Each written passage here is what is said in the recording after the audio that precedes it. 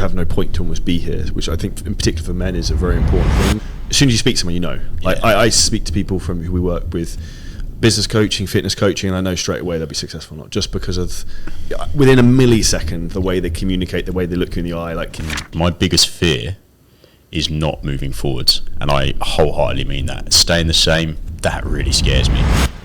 It's all about the chase rather than it's like about the hunt rather than catching, right? It's absolutely. Like, that's the fun bit. You've hit the nail on the head there, reading between the lines of what you said about outcome and process. You know, you're not going to have a purpose if you don't know where you're going. I hadn't really been giving myself the opportunity to do, and I was like, as soon as it clicked, I was like, holy shit, this is why I feel a bit not off, but not quite fully aligned. Today is going to be an absolute treat. So this is Dan's third appearance, but first time in person on the podcast. Dan is almost what I like to call the pro trainer, high performance coach, worked with over 30 professional athletes, champion athletes, world title winning boxers, professional footballers. So today I'm really going to pick your brain in terms of some of the marginal gains in terms of what people look at in terms of higher level sport, and maybe perspectives that people don't look to, which can apply to their own fitness and mind journey in terms of how you can basically become the optimal human being. I actually said before, this is the best shape I think I've ever seen you in as well. It's the Dubai Sunshine. When you're looking at people who are high performance, what does high performance mean to you? For me, Charlie, it means consistently becoming better each and every day. And there's a word that screams out at me. It's a Japanese word, kaizen, which I'm sure you're familiar with. Is constant, never-ending improvements. And it also, for me, means it has to be relative to the individual and contextual to their situation. And what do I mean by that? So if we've got two ends of the spectrum here, you've got CEOs and professional athletes. A win for a CEO and high performance for a CEO might be training 3 times a week, drinking 2 litres of water a day and getting 7 hours sleep a night. That might be high performance contextual to their situation. Whereas a professional athlete, if they're doing that, that's very much a minimum requirement. They're not really going to improve. So for them, it might be tracking your objectivity and data via Whoop, sleep, passing that over to your coach, having some interventions and talks around, what progression there looks like, nutrition, obviously being really doubled down on that to merge that with your training. So it looks very, very different. So it has to be specific to the individual, in my opinion, but getting better each and every day, for me, that is what high performance is.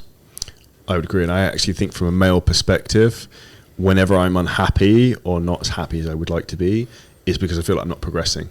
And if you don't have a purpose in life, you have no point to almost be here, which I think in particular for men is a very important thing. So I think you being in high performance, you having a purpose, the two are coexist, because the purpose then almost makes you high performance because you've got a rabbit you're trying to chase. You know where you're going. And funny you should say that, because I came out of your event, incredible event by the way, and I did a post, and it was, my biggest fear is not moving forwards. And I wholeheartedly mean that. Staying the same, that really scares me.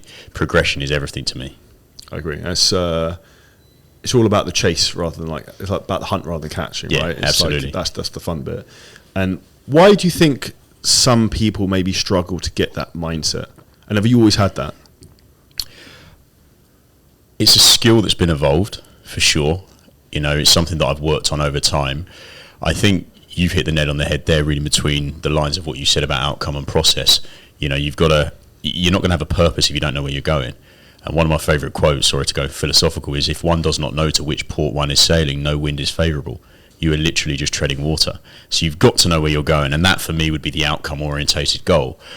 But then you've got to reverse engineer and put the steps in place to reach that goal. So for me, having the goal is important, yes, but your purpose comes from setting the goal and then putting the systems in place to reach it. So the best analogy there would be like the building the wall. The outcome is to build the wall, we get that, but you don't ever think about that anymore. You focus on laying brick by brick by brick, and then before you know it, you've closed the gap and reached the outcome. So I think, going back to your question, where does the purpose come from? For me, I know exactly what I'm trying to do. I have complete clarity with the vision. For some, they might not have that. So I would take a moment with yourself and see what really truly intrinsically drives you, and then put the steps in place to reach whatever that outcome looks like. And that's what you call alignment, right? Because when you're aligned with who you want to be and where you want to go, it's then not difficult then to get up and just do the thing you're supposed to do. It just happens. It just happens. Yeah. And it's powerful, isn't it? Yeah. I know your purpose and mission, and mine is similar in my own kind of context, and it is. I bounce up out of bed every single day, with purpose and desire to improve. Here's another thing I'd say is, it's almost like the respect of when game meets game. It's like, when you, as soon as you speak to someone, you know. Like I speak to people from who we work with, business coaching, fitness coaching, and I know straight away they'll be successful, not just because of within a millisecond the way they communicate, the way they look you in the eye, like the way they hold themselves. What do you think that is? And the way their eyes light up as well. Like some might, who may not understand me, see me as quite intense, but actually it's just I'm driven by my mission, and my mission is to leave every single conversation making the other person a little bit better or adding value to that individual. Whether I can do that, maybe that's subjective, but what do I think that is? I think that's someone who just has complete alignment and knows who they are and what they're trying to do.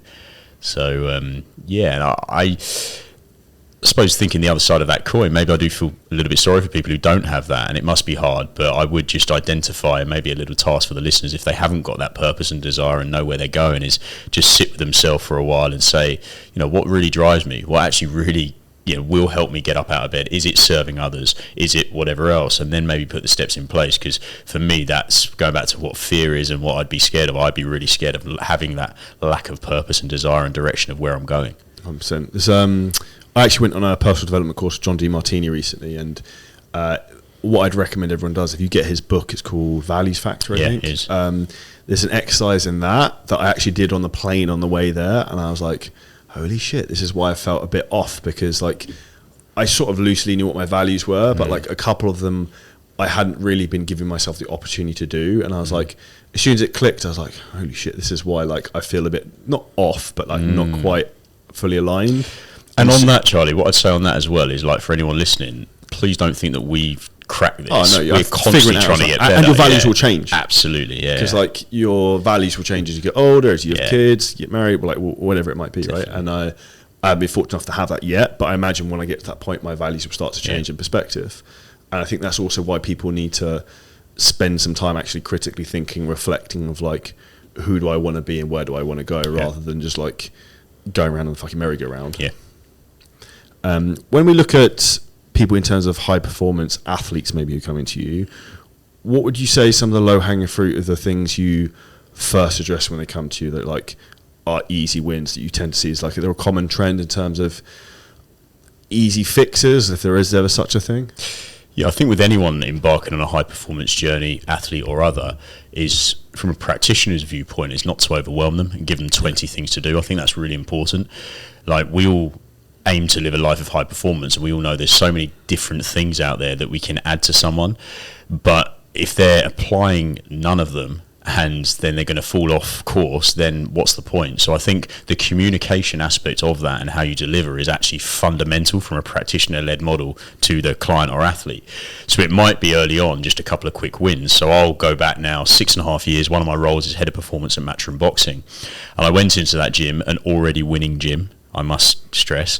Definitely felt like there was a lot that could be improved, and thankfully we have improved massively over the past 6 years. But I identified what they were currently doing, and that's key. Instead of me going in with a bull in a china shop mentality and going, you've got to do this, you've got to do that, okay, let me sit on the ring rope and just absorb. Watch. Let me see what you're doing well. Let me see, okay, well, you didn't really do a warm-up there. Okay, after your training, you literally just ran straight out of the gym without any stretching, cool down, or, changing your autonomic state. Okay, how's that then going to impact your sleep? Well, all of these things factor into that, the outcome, which is high performance. So I did two very simple things. Some of which weren't even using objectivity. They weren't tracking their heart rate. Bear in mind, this is over 6 years ago, so things have changed slightly now. But for me, that was just mind-blowing. So how am I going to advise them from a bioenergetic point of view to drive a physiological adaptation for their sport if I've got no idea? I'll be like, I've got no idea what's actually happening at the moment. So first thing was to buy a heart rate monitor and track their zones. I'll analyse that data and then I'll, plan accordingly. What would you recommend for anyone listening in terms of heart rate monitors? Because people are probably thinking that now, like, what's the best one to get? Yeah, well, there's loads out there at the minute. You've got Garmin, Strava's for the kind of running crew. We use something that has more of a gamification element for our business. We use a MyZone just because it gets everyone on a leaderboard. We have prizes. It's pretty cool, but in terms of accuracy, maybe questionable.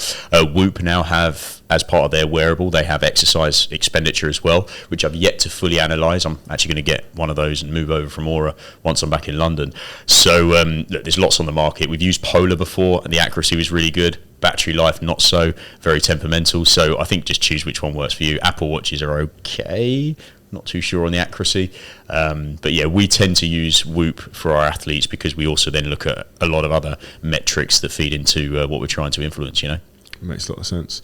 And with what you said there in terms of the autonomic nervous system, how much of a role do you think that plays with athletes and even Gen Pop?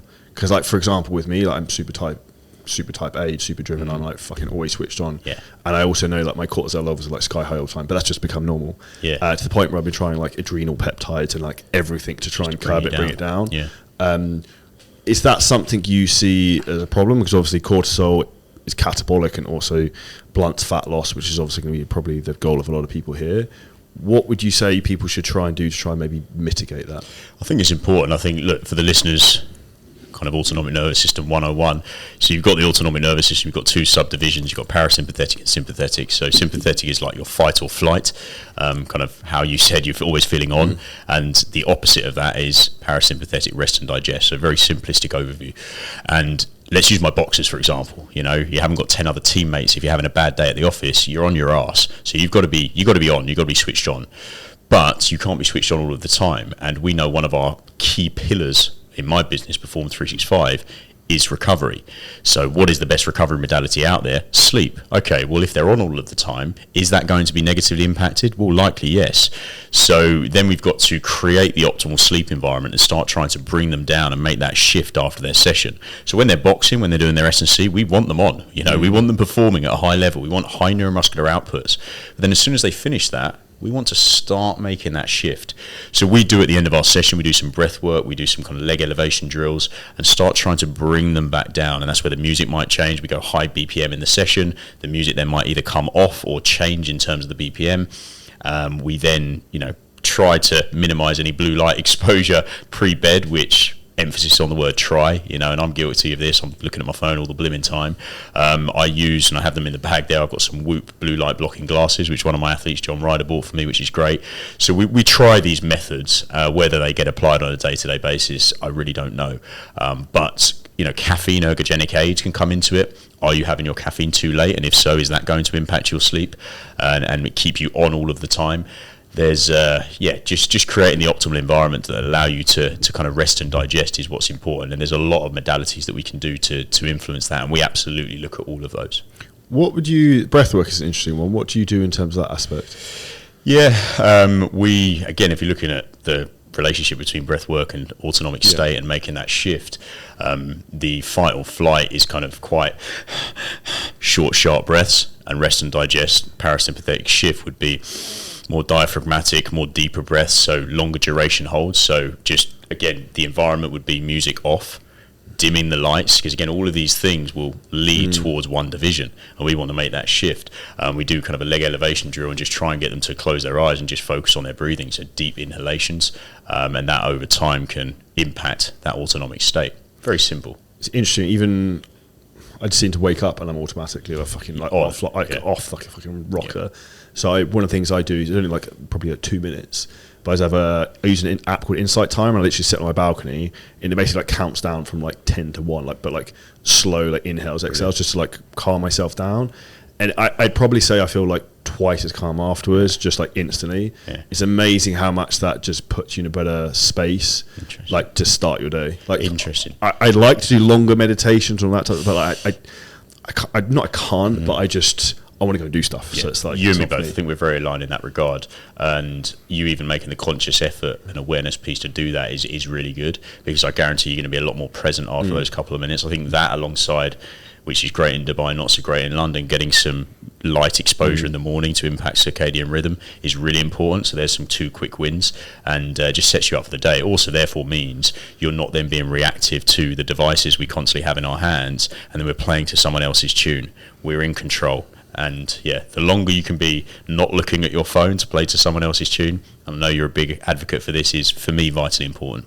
100%. I think that's where people spend their entire life now distracted and being pulled from pillar to post rather than being in control of their own focus. And that's, I know, one of the other things we were really going to talk about. One thing I do see though is that we look at the nervous system and we talk about recovery. Do you think some people sometimes try and overcomplicate recovery and get too anal to the point of almost they stress themselves out more about I've got to fucking do X, Y, Z. I can't. eat because I've got to go to bed in half an hour, or like whatever it might be. I think so, and I think in today's world, Charlie, listen, I'm massively led by objectivity, absolutely. Working at the highest level of professional sport, we need to utilise objective data to inform our decisions, without doubt. We do it with our CEOs as well, but we don't use the data with the CEOs as literal. Okay, well, my Whoop or Aura says X, your HRV's fallen off the cliff. That therefore means, well, you're not going to train for 3 days, or you can't do X and Y. Well, no, because you've got to get on with your day to day. So we use it to inform decisions and have a better conversation. Do I think we've gone too far down the recovery rabbit hole? I like it to a degree. I think things have their place, like infrared saunas and other modalities out there. I think cryotherapy chambers could be questioned. There's an element of placebo involved, in my opinion, from the research that I've read. I think for me, it's like a big dopamine hit and adrenaline. Like, you feel like you're fucking on cloud nine afterwards. But my personal opinion is that heat is better for recovery than like extreme cold temperatures. Yeah, and also I think as well, like you look at this from where are the quick wins, going back to one of your first questions of, if this individual is only having 5 or 6 hours of sleep an evening each night on average, that for me is going to be a lower hanging fruit and having a much better ROI than them doing an ice bath or them doing a cryotherapy chamber for 3 or 4 minutes, because you're papering over cracks. We need to identify what's the big needle mover, create the optimal sleep environment as well. And this is key as well. It's like, if I tell a high performing CEO, you just need to sleep more, he's like, well, tell me something I didn't know. Well, what do I pay you for? Well, yes, we identify that sleep is fundamental, and it for me is the biggest and best recovery modality out there that costs absolutely nothing. But the next layer of that is, how do we then do that, and how do we create the optimal sleep environment? And that's from a lot of what I just said about changing autonomic state, minimizing blue light exposure to the negatively impact melatonin production, and even nutrition could come into it. If you're having your evening meal at 10 o'clock and you're trying to get to bed at 10:30, you're just igniting the metabolic processes. So you need to obviously try and eat earlier. So there's a number of things that do go into that, and sleep for me is the best recovery modality. Everything else out there for me is just the cherry on top of the cake. You've got to have the cake first.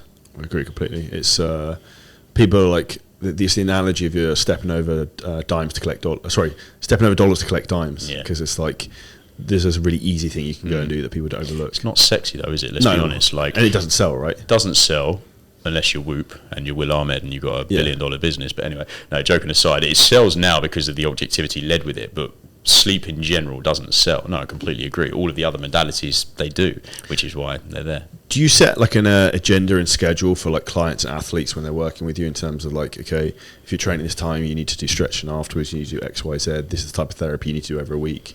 What does that look like out of interest? Absolutely. We follow an individualized approach. Everything we do is completely bespoke, but of course we have a system. We don't just throw a load of random X at the wall and hope it sticks type thing. We have a system I've been a practitioner 18 years, worked in professional sport at the highest level for well over a decade. So because of that, I developed what I believe is a high performance system, not just for professional athletes, but now is for the biggest CEOs on the planet in the boardroom. And there's massive synergy between the two, which I'm sure we'll talk about. So broad overview, we have a 4-pillar approach: training, nutrition, recovery and mindset. I feel these days, and leading on from the last point of all of these modalities out there and kind of shiny object syndrome, and I'm going to do that, I'm going to do this. We'll actually focus on the fundamentals first. We break things down with those 4 pillars, because otherwise for newer clients who are on their high performance journey, they just become very much overwhelmed, especially with the power of social media. So training, nutrition, recovery, mindset. Training and nutrition merge together hand in glove. We use like the fuel for the work required model of, okay, if you've got high training outputs, then we probably want to be fueled adequately for that to achieve those outputs. We use a very simplistic traffic light system. So red is like, well, that's a tough day. That's a high stress day. That might be a heavy 5x5 back squats, and or it might be a very high intense session or a boxing sparring session. That's red. We know you can't do red every single day because your body will break down. There has to be an appreciation piece around recovery optimization to allow for adaptation to occur. Then you'll have green. Let's just use red and green for now, forget amber. Green is like your zone 2 work, your low end stuff. I did it the other day, which blew my mind. I was on the vertical stepper, level 14, heart rate averaging around 140, and I climbed, gamification element, the Burj Khalifa, looking at the Burj Khalifa, which I felt it blew my mind, which is pretty cool. What gym was that at? So that was actually at my apartment gym. Okay, yeah, they've got a vertical stepper there, which is brilliant. I know you're a big fan of as well. And, it's great. I can send emails, I can leave voice notes, I can speak to the team when I'm doing it. So that for me is a green. And obviously you don't want to do green every single day, you never really improve, but that will improve the efficiency of the aerobic system, the cardiorespiratory system, that will then feed into your reds. So then you have to choose the reds and greens and, you know, plot accordingly over the course of the week to allow for you to recover and not just train hard every single day. So yeah, that's kind of our 4 pillars. That's our dose response method. Okay, training stress, dose, response. How do you respond? And the 3-pronged approach of training stress. So stressor, recovery, adaptation. Simple. Okay, kind of physiology 101. There's your stressor, training stress, whether that might be green or red. Then you recover, sleep being the best recovery tool. Could use some of the others if you so wish. And then you adapt. And the adaptation piece is, imagine a mountain, you're just climbing that mountain, you're getting closer to the summit of whatever the hell that looks like, whether that's a marathon, whether that's getting on stage, looking ripped, whatever the goal is. But you've got to adapt. But you only adapt if you provide the right stress, you recover from that stress, and then you improve. It's interesting you say that, because I did a podcast a couple of days ago with Alex Kickel, actually mentioned it earlier, who's a genius when it comes to like brain function, performance enhancing supplements for your brain. We spoke a lot about something I'd never thought of before, is that yes, you can push yourself mentally, but as you have high performance, like cognitive days, you actually need to have rest days for that as well, to let your brain reset. And I was like, I'd thought about it physically, but never from a mental perspective. Yeah, it's interesting. Exactly that is, you just can't, going back to being on all of the time. There's certain times and aspects you just have to pull back, and there has to be an appreciation piece around that, which is hard for people like us who are always on. Yeah. I get frustrated that I feel my mind can go further than my body wants to go. Do you know what I mean? Yeah. Even to the point like, I now only train 4 days a week, but actually I'm getting more progress now doing that than training 5 days a week, which is counterintuitive to what most people would think. Yeah. And for me, it actually suits me because it saves me like 2-3 hours a week in terms of like, going to go do another weight training session by the time I get there back and piss around. So it's interesting that most people don't think like that, though. It is. And also what I will say is, listen, I'm all for training hard. I train hard. I train 6 days a week. I do train hard. I do have an appreciation piece around our traffic light system, but I'm very consistent with my training. So I'm not sitting on here and saying, oh yeah, you know, listen to the Whoop, the data that says, oh, you're 5% lower than where you should be, don't train. Well, no. Train hard, go for it, keep your foot on the gas, but just have an awareness piece around recovery optimization, because you can only train as hard as to what you can recover from. Otherwise, you'll break down. 100%. I think that sometimes, the older you get, you learn to use your brain more than your balls in some respects. Like when I was younger, I'd just be stupid. I feel like shit. I'm just training away. And last week, I felt a bit ill after the event, and I was supposed to train with Wale and a couple of other people. I was like, I'll just go and do it, and it was actually fine. Okay. But sometimes, you know, when you're like, this is probably not a good idea. I was training upper body, so it's not going to be that bad. Yeah. But if I was going to go and train legs, it's like, no, I'm doing that, because I've done that before, and then the next day, like, I can feel my CNS is like dead. Interestingly, though, what I'll say for the listeners, Charlie put a hell of a lot into that event, right? So what are we reading between the lines there and saying you put a lot into that, even though it wasn't physical, like everything, you were drained. So you got to the end, I started feeling a little bit ill. That's because you were in a heightened level of stress, because it meant a lot to you. So yeah, that makes sense. It's not funny, but it's logical when you start to think like that. Yeah. But I'll give you another good example, right? It's like first world problems. But I remember I went to the Maldives. Last time I went to the Maldives, I was like super stressed, been working loads. I went there to like relax. As soon as I got there, I got ill, because like my body just shut down, and like literally I was like sick for 4 days. Yeah. That used to happen to me every time. My family live in Dublin. Every time I used to go to Dublin for Christmas, exactly the same, because I tried to be present with the family, and I'd just get ill every time. Well, slightly different actually, because it's bloody cold in Dublin as a comparison to the Maldives, but anyway. It's a different perspective from that respect. I think one of the things I mentioned earlier is like, you've gotten into really good shape. Like, I think you had an injury, I think previously when we sort of first met. What's the biggest thing you've implemented in your own training over the last 12 months? Yeah, well, firstly, thank you. And I do try and live and breathe this. I do manage injuries. I do manage and work around injuries, certainly, but always keep moving forwards. You know, I've had spinal surgery 10 years ago. I've had to manage that. And I was speaking to someone this morning, actually training with him in my apartment, and we were saying about, I do believe everything happens for a reason. I've learned so much from that. Studied extensively Professor Stuart McGill around the trunk, around the mobility work that I do on a daily basis. That's a complete daily non-negotiable. So all of that, without doubt, that's been happening for a while. Specifically to your question, over the last 12 months, I have been doing some loaded mobility work, some like yielding ISOs where I kind of hold positions. So for example, for context, again, did it with the guy today because he was so blimmin' tight through his hips. We do a front foot elevated split squat. We come down to like a 90 degree position. The back knee goes deeper than it would, because the front foot's elevated, so you're increasing the degrees of flexion, and holding that position for 2-3 seconds, and you're actually elongating the tissues and structures of the hips. And you know how we're sitting now, if you think of the hip flexor like an elastic band, that elastic band's in a shortened position, so we want to elongate that. Otherwise that's going to impact pelvic positioning and then could lead to other issues. And for me, my lower back, L4, L5, microlumbodiscectomy, that was my issue, so I need to keep those hips nice and mobile. So I've been doing that. The other thing, and we're on here, you give me the billing as the high performance coach, this one might shock you, is running. I've added running to my routine. I felt like I wasn't running enough. I've, dare I say, enjoy running with friends now. But what I've done, Charlie, on this one, I've been super careful about the environment that I create. So I used to anchor a negative thought process towards running. I used to identify as a non-runner. And I had to debunk that. I had to say, what am I doing? I've got to stop saying this, that I hate running. Let me move that away. That's not what I'm going to say. I ban myself from saying it furthermore moving forwards. And then I said, okay, I'm going to run. I want to run because, look, at the end of the day, my whole principle is to be an everyday athlete, to be able to run, to be able to jump, to be able to change direction, and to be able to work at high intensity, low intensities, and to be able to shift a little bit of tin in the gym. Not quite as much as you, but enough. And so I run in Richmond Park in London, beautiful environment. I run with friends who I rarely get to see, so we have really cool, inspiring conversations. And we manage our training loads accordingly. We do like 8K. So that for me is something that I've been doing. I've been doing it a minimum once a week, sometimes twice when the sun's shining in London, which isn't that frequently. And I've just been, very consistent with that. So look, maybe that's been a bit of a driver for, I think I'm in all right shape all the time, but maybe I've tightened up a little bit since then. It might be the tan. Here's a question, which I'm sort of giving the answer to anyway, but is, do you think most people need to do the thing they don't want to do? Yeah, providing it's aligned with their goals. If it's on their radar, then likely there's an awareness piece that they probably should be doing it. Yeah. I think for me, look, could I get to where I want to go without running? Probably yes, from a body composition point of view.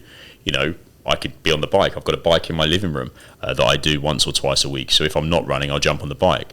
Physiology would dictate that it's actually a very similar adaptation that we're driving because I'm in the same sort of heart rate zones. But the difference with running, and I've said this quite a bit lately, is people run to get fit, but you've got to be fit to run. I'll give some context behind that.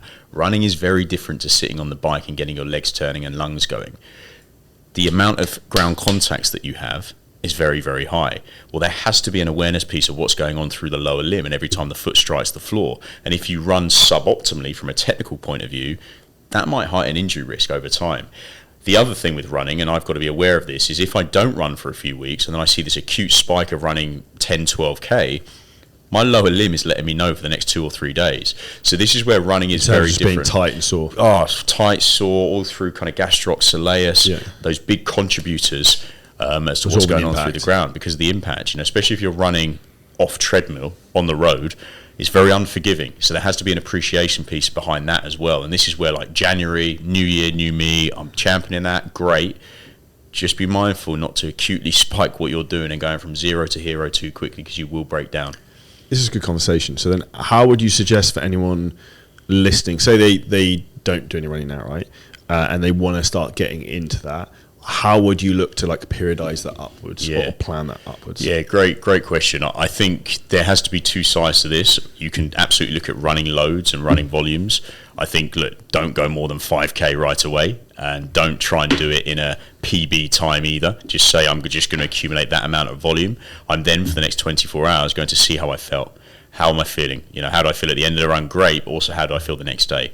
What's going on with my tendons? What's going on with my lower limb? Do I feel okay? If I do, brilliant. I'm going to do another 5K. So maybe then, for the first 2 to 3 weeks, if they can do 2 of those per week, so going from 0 to 2, not too much of a spike, and I'm only going to do 5K. That's the maximal volume I'm going to accumulate. So 10K throughout the week. That might be a little bit high, but anyway, depending on their starting point.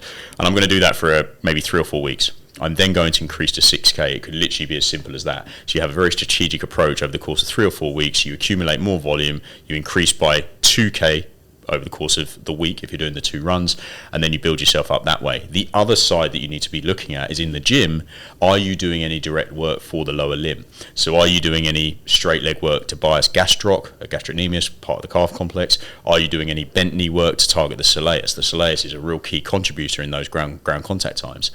Are you also then dosing yourself with some form of plyometrics?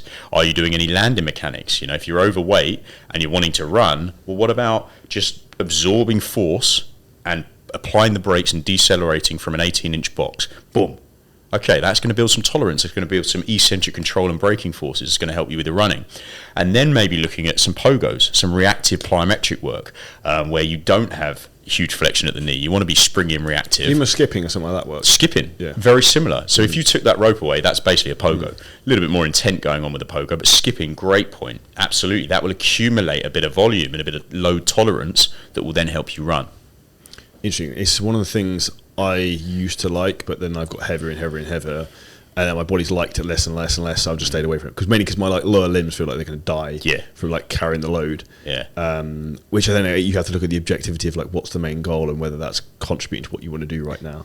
Which is another question. Keep the goal, exactly that. Yeah. Which I actually think is often where people can get very sidetracked in terms of where is it they want to go, right? Same if someone was like, they want to be a boxer, then you probably shouldn't be training like a bodybuilder, right? Like you don't need excess amount of muscle mass that you're going to have to carry. Yeah, absolutely. And some do, and they come to us with a split focus of like, okay, I want to run a marathon, but I also want to put on 3 kilos of lean tissue. And we're like, okay, where's the roadmap here? How long is the time frame that we've got? If we've got a year, maybe we can do that. Maybe we can focus on building the tissue first with a singular focus, and then we can obviously pivot and shift. In fact, we did that. We've got a guy, Mike McLaughlin, who, shout out to Mike, he got a sub 3-hour Amsterdam Marathon, 2 hours 54, which is what we trained him for.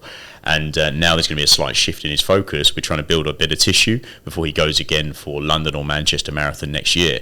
So I think that's important, and there has to be this fluctuation. But don't look. You try and chase 2 rabbits, you don't catch any, generally speaking. I agree 100%. With that being said, though, I'd say like one of the goals of what I want to focus on next year is bringing up my aerobic fitness levels as high as possible whilst like carrying more muscle mass, which I think can be done. It's just your ability to then handle the recovery on the back end. Yeah. So like my perspective of that is like you probably don't want to do maybe really intense HIIT work like the day before training legs or maybe the day afterwards. Spot on. Exactly that. And like if the efficiency of the aerobic system is like the primary driver, you could just go with some zone 2 low end stuff to stay with the whole cardiac output method popularized by Joel Jameson of 120 to 150 BPM. And then you choose the modality to reach that outcome, similar to what I said about bike versus running. You're not going to go and do 10K in Richmond Park, let's be honest, because that wouldn't be smart right now. Fair to say, But you absolutely fine doing a vertical stepper and sending a few emails and voice notes. You'll be fine doing that, but you're staying within the same heart rate zones. You could do the same on the bike. Equally, there's another thing out there. There's a study, a 2007 paper, Helgen study, 4x4s. So it's 4 minutes work at 90% plus max heart rate. And then there's 3 minutes recovery at 70% max heart rate. And then you go again for 4 rounds. It's brutal, but it's a great way of improving top end aerobic system and red zone domination. But again, I'm not going to prescribe that to you right away. You've got to do that low end stuff to build that engine and then go from there. So choosing the modality that's correct for you is really important. So whether that's bike, stepper or running, Personally, for me, I find it short bike's best to get my heart rate. Like if you're a bigger guy, you can put so much power through it that you're like you're done. Like your really wattage fast. is through the roof. Yeah, for sure. But is it sustainable? Yeah, that's true. That's the next game, right? That's like, and that's the goal, is to have the power and be able to like keep it on for that long. Yeah. And actually, I don't know if you've trained Toby Risha before. I haven't. No. I introduced you to him. So like, he's been on a podcast while dude's a freak. Like, does loads of weird challenges. Guy's jacked, done bodybuilding shows. Like, he was in the Royal Marines. Just like someone just likes the fucking pain cave of suffering. Goggins shit. Yeah. Like that's like every time I see him on social media, he's doing some weird shit. I'm like, why the fuck are you doing that? Not necessarily my cup of tea. When it comes to nutrition, what's your approach specifically in terms of that, like, as maybe a broad overview? Yeah, so look, we're blessed to have one of the best nutritionists on the planet as part of my business, Perform 365, Dr. James Moore, and a PhD level performance nutritionist. So I've certainly been a sponge and absorbed from him and many others over the years. I'd be a fool not to. I've worked with the best nutritionists on the planet. And it goes back to another James, Dr. James Morton of LMJU, Liverpool John Moores University. He's got a paper called Fuel for the Work Required. And for simplistic listening for the viewers here is you've got to identify, similar to what I said earlier, what is the goal of the session and do you have adequate fuel and energy availability for that session? I work in professional boxing and great, we can get them stronger, great, we can get more powerful, but unless they're making weight, they're not fighting. So there has to be an awareness piece behind that, and we set the obviously fight day, reverse engineer the process, periodize their nutrition on the basis of that, and have framework and guides of where they should be throughout the course of the journey. So certain days, going back to our traffic light system, if they're sparring Monday, Wednesday and Friday, that would be deemed a high day, a very important day, not just from a physiological but from a psychological point of view, because if they have a bad spar, that could get in their head and then impact the next spar and the journey, so on. So that would be a high day from a fueling point of view. But the next day would then be a lower day. So there has to be lower energy availability to then lead to the goal of making weight.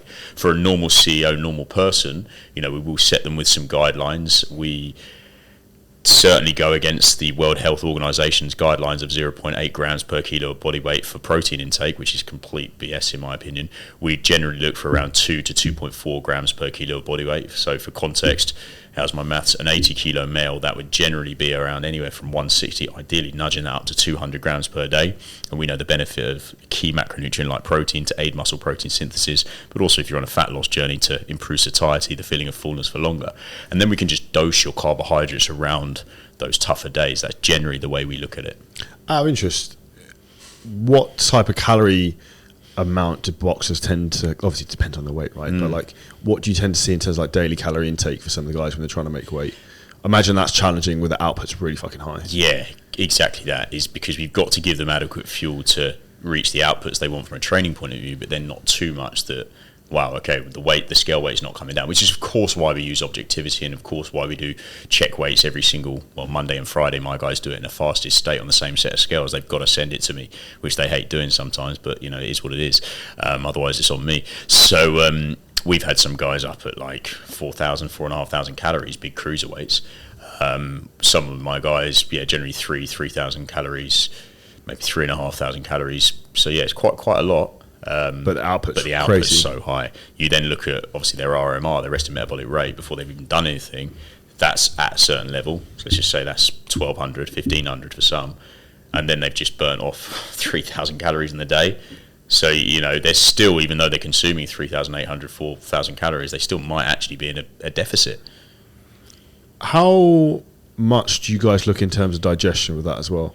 Because like for guys, if they're training a lot, there's a lot of them I imagine are training twice a day to some degree, that then becomes difficult almost to like spread that around the workouts, and particularly if you're sparring, you're not going to really want to eat before that necessarily, like close, like we look at certain food groups and like glycemic index rating of foods, that they're not going to have like a huge bowl of pasta an hour before a spar for obvious reasons from a digestion point of view. They may have an hour and a half before a spar a couple of slices of like a half a bagel with a thin layer of jam and chopped bananas, maybe with a drizzle of honey. Maybe not all of that actually, but with one of the two, the jam or the honey, because again that will be quick usable energy, quick release, and not really impact their digestive system. So there's a strategy behind not just get the carbs in, what type of carbs are we having and when are we having them. Interesting you said that, because some people are so anal that you can't have anything like bread or like anything that's quick sugars. There's like this huge camp that's like fucking anti-sugar, that it's like the devil, where it's like, in my opinion, it's a tool that you can utilize really well, in particular around like a workout window, that most people are just completely oblivious to. Definitely, if you're strategic with it, for sure. That's something that's worked well for us. For those who don't believe in it, it's entirely up to them, but it's worked well for us. Again, I suppose it depends what the outcome is. What's the one question I haven't asked I should ask? Oh, blimey. Wow. Not that question. The one question you should ask. Oh. If there was one thing that you could give to someone as like, this is the biggest thing that's going to make the most difference for you in 2024, what would you focus on? Yeah, okay. Start where you stand.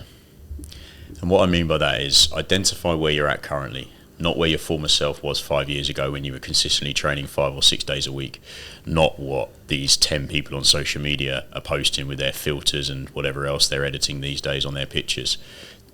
Don't get blurred by all of that. Identify where you're at, identify where you're looking to go, and then either find a coach or put some form of strategy in place to reach that goal. Follow the KISS approach, a simple acronym, keep it simple, stupid. Simplicity wins. Doing the fundamentals and basics well consistently over time will get the best ROI. That's probably the best answer you could give. And that applies to fucking everything in there. Absolutely. And it's a good note to finish on. Thank you very much for your time, Dan. Where's best people to find out more about you and Perform 365? Yeah, thanks, Charlie. Always good to chat. So online, my main page is at Dan Lawrence 365 and also Perform 365 as well on Instagram. Awesome. Make sure you go head over and check out Dan and see what he does. Also listen to the other podcasts we've done together. If you guys enjoyed that, make sure you like the podcast, subscribe, share with a friend, and we'll see you next episode very soon.